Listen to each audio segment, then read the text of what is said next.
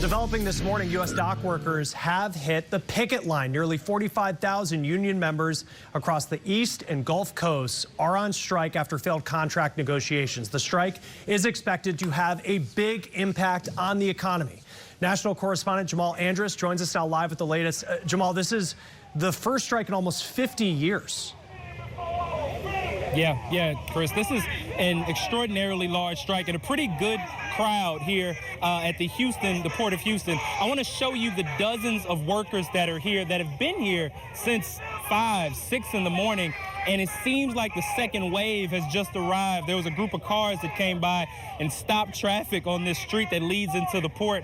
And everybody in the crowd sort of started cheering, and the cars were honking their horns. And so, again, it looks like folks are here for the long haul. We have seen tents, RVs, people setting up with food, and again, setting up again seemingly to be here for the long haul. This is the International Longshoremen Association, and you mentioned it.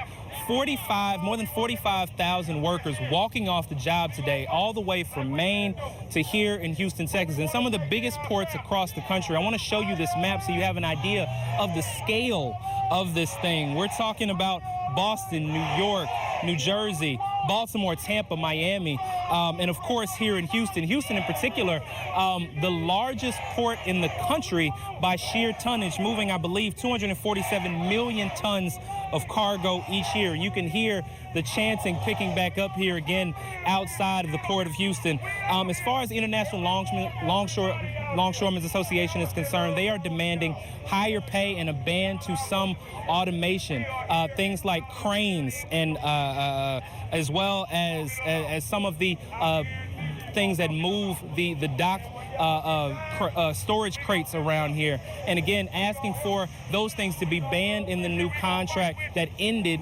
last night. Now, listen, there is an update on some of those contract negotiations, and some of the things that have been offered by the U.S. Maritime Alliance are increases in wages by nearly 50%, triple employer contributions to employer retirement plans, and retain the current language around automation. But again, that was all met with a thumbs down by the president of the International Longshoremen's Association. And President Biden has spoken on this and says he's been in contact with both sides of this issue and believes that he has no intention on stepping in. But I spoke to an expert at the University of Houston who says this could cost somewhere between $5 billion per day. And she believes that ultimately the president is going to have to step in if this continues for more than a week or two. Listen. The potential impact is so great, and the geography is so great, and in the global context of this, that I think there will be insurmountable pressure on the Biden administration to get involved once we move into week 2, possibly.